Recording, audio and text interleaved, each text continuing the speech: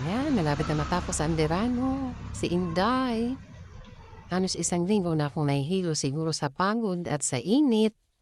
Sa kusina, pero ito ay lumalaban pa rin. Konting kembot na lang, Inday, matatapos na. Laging di pa sa pagkain.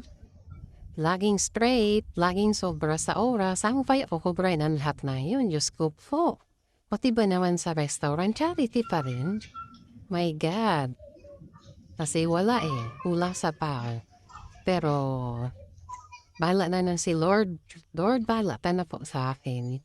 Tuwing nahihilo ako, nagdadasal lang ako. My Lord, Diyos ko, gabayan mo naman ako matapos itong summer. Ayan, patapos na. Konting kembot na lang. Halos lahat ng mga tatrabaho namin nagsisiklib na dahil mga nagkapasakit na sa sobrang pagod. Ako talaga nahihilo lagi. Alam nung kasama kong isa.